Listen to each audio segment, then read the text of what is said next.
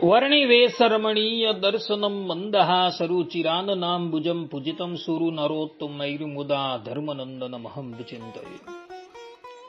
અસતોમા ષટ્ગમય તમસોમા જ્યોતિર્ગમય મૃત્યુર્મા અમૃતમ ગમય. ઓમ શાંતિ શાંતિ શાંતિ. અસ્મદ્ગુરુ સમારંભામ નાથયામૂન મધ્યમામ લક્ષ્મી વલ્લભ પર્યંતામ વંદે ગુરુ પરંપરા. આજની જ્ઞાન સભાની અંદર પધારનારા બધા જ ભગવત ભક્તોને વેદાંતાચાર્ય, પુરાણ ઇતિહાસાચાર્ય, એમએ ફિલોસોફી શાસ્ત્રી રાકેશભાઈના હિતપૂર્વક જય સ્વામિનારાયણ.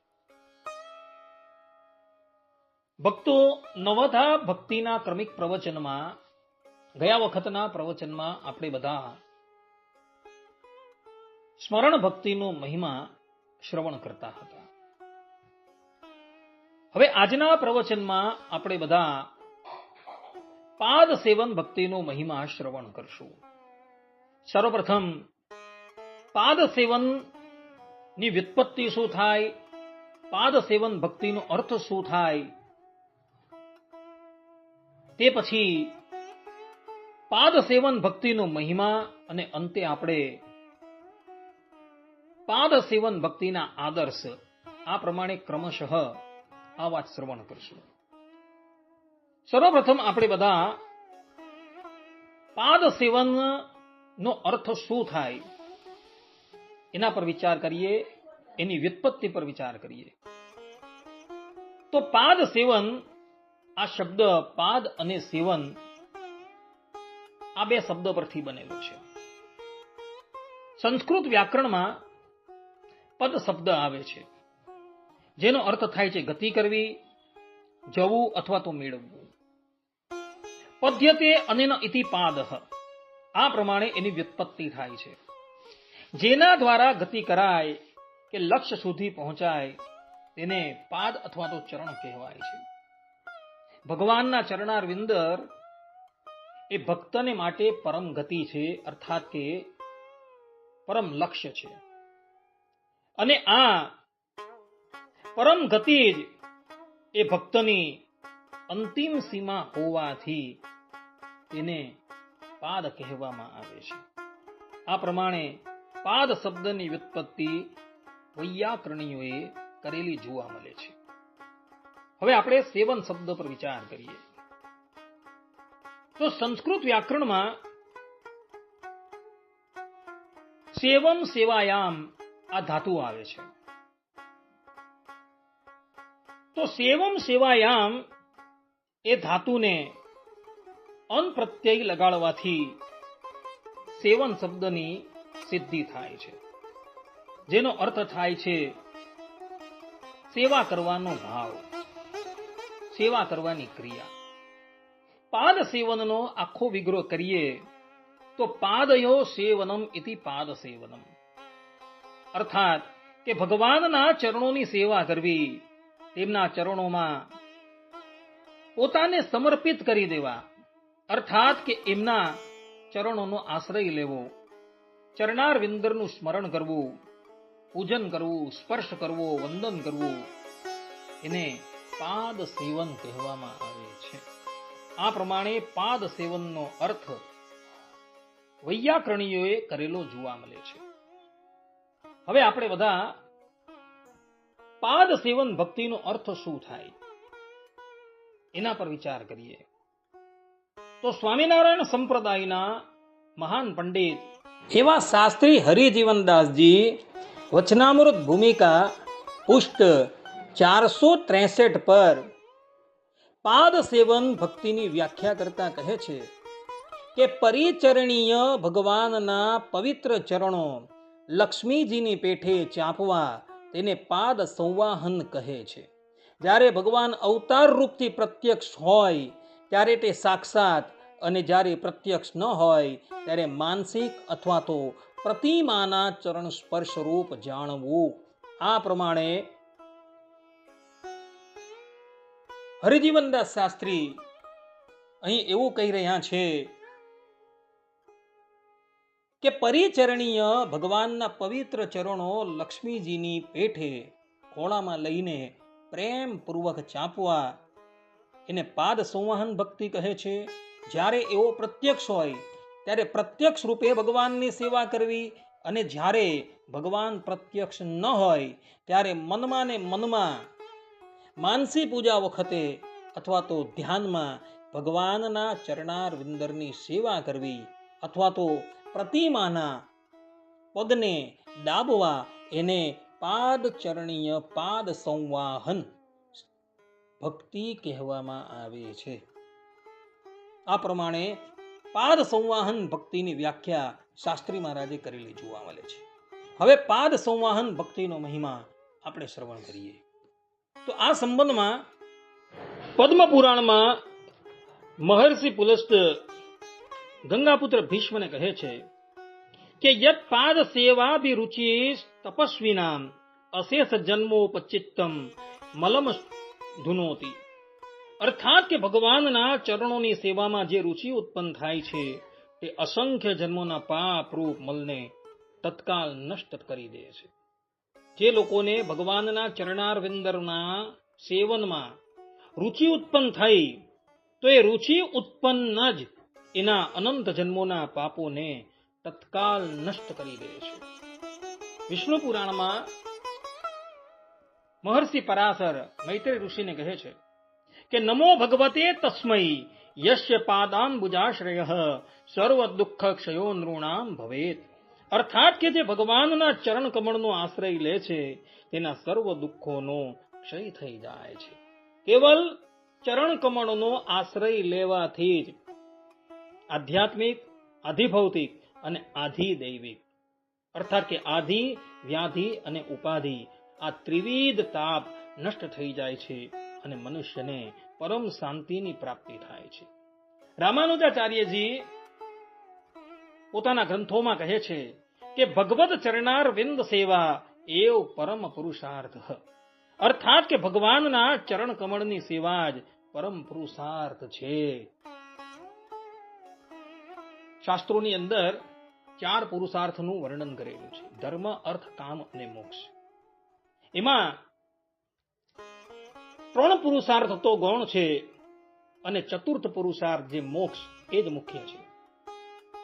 તો એ મોક્ષ દશામાં પણ ભગવાનના ચરણોની સેવા કરવી એ જ પરમ પુરુષાર્થ રૂપ મોક્ષ છે, પરંતુ બીજો કોઈ મોક્ષ નથી, એવું રામાનુજાચાર્યજી પોતાના ગ્રંથોની અંદર કહે છે. પાદ સેવન ભક્તિનું ફલ વર્ણવતા શ્રીમદ ભાગવત મહાપુરાણમાં સુખદેવજી મહારાજ કહે છે કે મહત સેવામ દ્વાર માહુર વિમુક્ત હે. અર્થાત કે મહાત્માઓની સેવા મુક્તિનું દ્વાર છે. ભગવાનના ચરણોની સેવા તથા તેમના ભક્તોની સેવા બંને પાદ સેવન ભક્તિના અંગો છે અને એ બંને મુક્તિ પ્રદાન કરનારા છે. એટલે માટે અહીં મહાત્માઓની સેવાને મુક્તિનું દ્વાર બતલાવેલું છે. જે પ્રમાણે પરમાત્માના પાદ સંવાહનનું મહાત્મય છે, તે જ પ્રમાણે ભગવાનના પાદોદક એનું પણ શાસ્ત્રોમાં ઘણો મહિમા બતલાવવામાં આવેલો છે. જેમ કે સ્કંદ પુરાણમાં કહેલું છે કે વિષ્ણુ પાદોદકમ પિત્વા સર્વ પાપૈહિ પ્રમુચ્યતે. અર્થાત કે વિષ્ણુ ભગવાનના ચરણામૃતનું સેવન કરવાથી મનુષ્ય સર્વ પાપોથી મુક્ત થઈ જાય છે. આ પ્રમાણે ભગવાનના ચરણાર વિંદરથી પ્રક્ષાલિત જલને પાન કરવાથી મનુષ્યના અનંત જન્મોના બધા જ પાપ તાપ સમાપ્ત થઈ જાય છે. રામાનુજ સંપ્રદાયના વેદાંત દેશિક આચાર્ય પોતાના ગ્રંથોની અંદર કહે છે કે ચરણાર વિંદયો કૈંકર્યમ એવ પરમ પુરુષાર્થ. અર્થાત કે ભગવાનના ચરણાર વિંદરની સેવા જ એ પરમ પુરુષાર્થ છે. જે પ્રમાણે રામાનુજાચાર્યજી ભગવાનના ચરણાર વિંદરની સેવાને પરમ પુરુષાર્થ માને છે, તે જ પ્રમાણે તેમના સંપ્રદાયના એક આચાર્ય, વેદાંત દેશિક આચાર્ય પણ ભગવાનના ચરણાર વિંદરની સેવાને જ પરમ પુરુષાર્થ માને છે. ગરુડ પુરાણમાં શ્રીમદ નારાયણ ભગવાન ગરુડજીને કહે છે કે હરિપાદ રજો યસ્ય શીરસા ધાર્યતે સદા તસ્ય પાપમ ક્ષયમ યાતિ. અર્થાત કે જે મનુષ્ય ભગવાનના ચરણાર વિંદરની રજને મસ્તક ઉપર ધારણ કરે છે તેના પાપોનો ક્ષય થઈ જાય છે. ભગવાને જે ભૂમિમાં ક્રીડા કરી હોય એ ભૂમિની જે રજ છે એ પોતાના મસ્તકની ઉપર ધારણ કરવા માત્રથી મનુષ્ય સમસ્ત પાપોથી મુક્ત થઈ જાય છે, એવું શ્રીમદ નારાયણ ભગવાન ગરુડ પુરાણની અંદર કહી રહ્યા છે. વિષ્ણુ પુરાણમાં મહર્ષિ પરાશર કહે છે કે ધ્યાયત પુરુષસ્યેહ ચરણો મધુવિદ વિષ અશુભમ ક્ષયમાપ્નોતિ કલ્યાણમ ચ વિવર્ધતે. અર્થાત કે આ સંસારમાં મઢુ કૈટભના શત્રુ એવા ભગવાન શ્રી હરિના ચરણારવિંદરનું ધ્યાન, એમનું સેવન કરનારા મનુષ્યના તમામ અશુભ નો નાશ થાય છે અને તેના કલ્યાણમાં નિરંતર વૃદ્ધિ થાય છે. જે લોકો ભગવાનના ચરણારવિંદરની સેવા કરે છે એના બધા જ અશુભો તત્કાલ નાશ પામી જાય છે અને નિરંતર એના કલ્યાણની વૃદ્ધિ થાય છે. નારદ પંચરાત્રમાં દેવર્ષિ નારદ કહે છે કે તત્પાદ પદ્મ સેવાયામ સદા રક્તા ચ લોચના યથાશ્રીય પ્રિયા વિષ્ણુ સર્વભૂત હિતેશિણી. અર્થાત કે જેવી રીતે સર્વ જીવોનું હિત ચાહનારા અને વિષ્ણુ પ્રિયા એવા લક્ષ્મીજી ભગવાનના ચરણ કમળની સેવામાં સદા મગ્ન રહે છે, તેવી જ રીતે ભક્તે ભગવાનના પાદ સેવનમાં પ્રીતિ રાખવી જોઈએ. લક્ષ્મીજી ગોલોક મધ્યે આવેલા અક્ષરધામમાં શેષ પર્યંક પર બિરાજમાન ભગવાન શ્રી કૃષ્ણની નિત્ય ચરણારવિંદરની સેવા કરે છે. શ્રીમદ નારાયણ ભગવાન સિંહાસન પર બિરાજમાન છે અને એ સિંહાસન પર લક્ષ્મીજી બિરાજમાન છે અને લક્ષ્મીજી ભગવાનના ચરણ યુગલોને પોતાની ગોદમાં પધરાવી અતિશય પ્રેમ પૂર્વક એમની સેવા કરે છે. અર્થાત કે એ ચરણારવિંદન દબાવે છે અને આ સેવા એમની અનાદિકાળથી ચાલુ છે અને હજુ સુધી એ સેવા ચાલ્યા જ કરે છે અને અગાડી પણ ચાલતી જ રહેશે. અને એટલે માટે આપણા સંપ્રદાયના કવિરત્ન પ્રેમાનંદ સ્વામી પોતાના કીર્તનમાં ગાય છે, ક્ષણ મેલે સાગર તનયા સાથ જીરે વાલી લાગે વરણાગી. આ પ્રમાણે સાગર તનયા અર્થાત કે લક્ષ્મીજી એક ક્ષણ માટે પણ ભગવાનને મુકતા નથી. આવી સેવા એ કેવલ લક્ષ્મીજી જ કરી શકે છે અને એટલે માટે લક્ષ્મીજી આચાર્ય છે, કારણ કે લક્ષ્મીજી જેવી પાદ સંવાહન સેવા કરતા કોઈને પણ આવડતી નથી. રામાનુજાચાર્યજી શરણાગતિ ગદ્યની અંદર કહે છે કે નિખિલ હે પ્રત્યનીક કલ્યાણ એક તાન ભગવદ ચરણારવિંદ યુગલમ શરણમ અહમ પ્રપદ્યે. અર્થાત કે હે પ્રભુ, આપ સમસ્ત દોષોથી રહિત અને કલ્યાણના ભંડાર છો. આપના એ પરમ પાવન ચરણ યુગલના આશ્રયમાં હું આવું છું, હું આપને શરણાગત થાઉં છું. આ પ્રમાણે રામાનુજાચાર્યજીએ પણ જીવ માત્રને ભગવાનના ચરણારવિંદરનો આશ્રય કરવાનું જણાવેલું છે. કારણ કે ભગવાનના ચરણારવિંદર એ અભય આપનારા છે અને એટલે માટે આચાર્ય અહીં દરેક જીવ પ્રાણી માત્રને ભગવાનના ચરણારવિંદરનો આશ્રય લેવાનું જણાવે છે. જે પ્રમાણે ગોલોક મધ્યે આવેલા અક્ષરધામમાં લક્ષ્મીજી ભગવાનની પાદ સંવાહન સેવા કરે છે, તે જ પ્રમાણે ભૂતલ પર રામા અવતારમાં પ્રગટ થયેલો કેવટ એ પણ પાદ સંવાહન ભક્તિનો આદર્શ છે.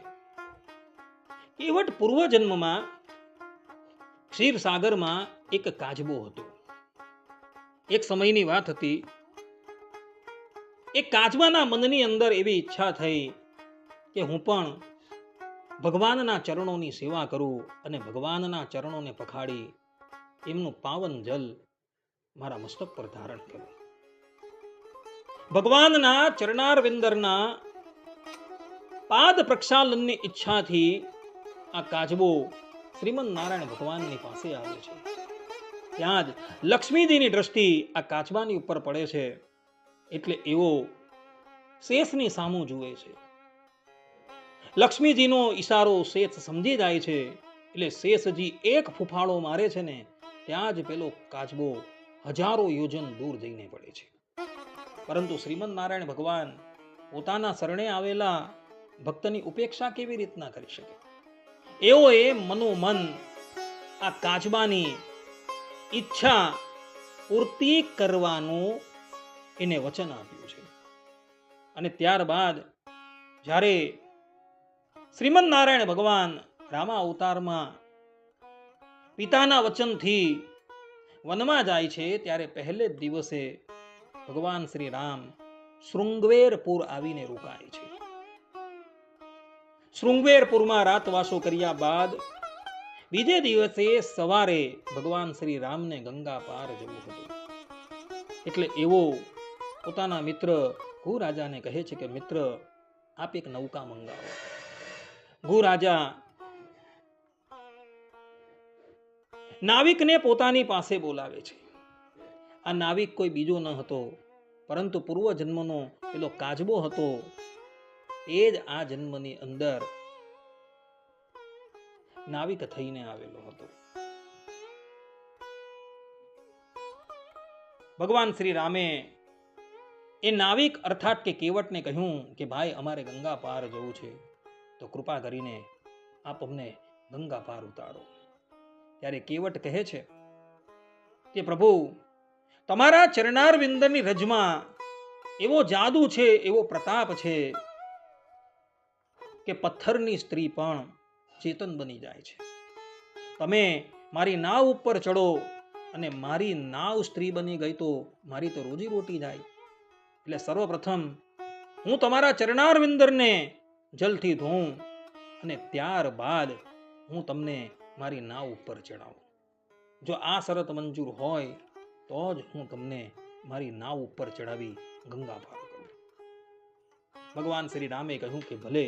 અને ત્યારબાદ કેવત ભગવાન શ્રી રામને એક પથ્થરની શિલાની ઉપર બિરાજમાન કરે છે અને પોતાના ઘરેથી એક કઠોટ મંગાવે છે અને એ કઠોટમાં ભગવાનના ચરણાર વિંદરને મૂકી ગંગા જલથી કેવટ ભગવાનના ચરણાર વિંદર ધોવે છે. એ સમયે શેષ એવા લક્ષ્મણજી અને લક્ષ્મીજી એવા જાનકી ભગવાન શ્રી રામની સાથે હતા. એ બંને જોયા કરે છે, પરંતુ આ વખતે નથી તો લક્ષ્મીજી કઈ કરી શકતા કે નથી તો શેષજી કઈ કરી શકતા. બંને જણા ઊભા ઊભા કેવલ જોયા જ કરે છે. અને કેવટ ભગવાનના ચરણાર વિંદરને ધોઈ એમનું પાવનકારી જલ પોતાના મસ્તકે ધારણ કરે છે, એનું પાન કરે છે. એના દ્વારા એ પોતાના પૂર્વજોને, પોતાના કુટુંબ પરિવારને અને સમસ્ત ગામને પાવન કરે છે. અને પછી એ ભગવાન શ્રી રામને પોતાની નાવ ઉપર ચડાવે છે. કેવટે કેવલ ભગવાન શ્રી રામના ચરણાર વિંદરનો આશ્રય લીધેલો છે અને ભગવાન શ્રી રામના ચરણાર વિંદરનું જલ એને પોતાના મસ્તક પર ધારણ કરેલું છે અને એનું પાન કરેલું છે. અને આટલા કરવા માત્રથી જ કેવટ જે છે એ સંસાર બંધનથી મુક્ત થઈ જાય છે.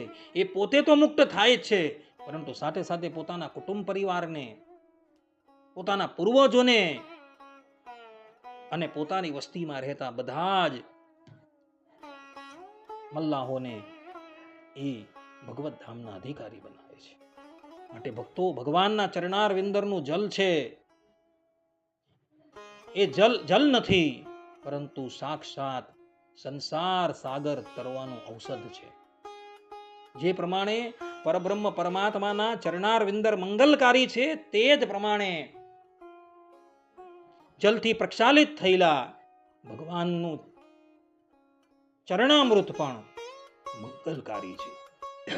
આ પ્રમાણે ભક્તો, શાસ્ત્રોની અંદર ભગવાનની પાદ સંવાહન ભક્તિનો ઘણો મહિમા બતલાવવામાં આવેલો છે. રામાનુજાચાર્યજી, વેદાંત દેશિક આચાર્ય તો ભગવાનના ચરણાર વિંદરની પ્રાપ્તિ એ જ પરમ પુરુષાર્થ માને છે. માટે ભક્તો, આપણે પણ આપણા જીવનની અંદર પરમ પુરુષાર્થ તરીકે કેવલ ને કેવલ ભગવાનના ચરણાર વિંદરને જ ગણવાના છે, પરંતુ બીજું કાંઈ ગણવાનું નથી. આ સિદ્ધાંત વાત છે. આટલું કહીને હું મારા પ્રવચનને અહીં વિરામ આપું છું. સર્વે સંતુ નિરામય સર્વે સુખીનો ભવંતુ સર્વભદ્રાણી પશ્યંતુ મા કશ્ચિત દુઃખ ભાગ ભવેદ અસ્તુ. જય સ્વામિનારાયણ. આ સાથે અહીં પાદ સંવાહન ભક્તિનું પ્રવચન પૂર્ણ થાય છે. હવે પછીના પ્રવચનની અંદર આપણે બધા અર્ચન ભક્તિનો મહિમા શ્રવણ કરશું. ત્યાં લગીને બધા જ ભગવત ભક્તોને પુનઃ જય સ્વામિનારાયણ.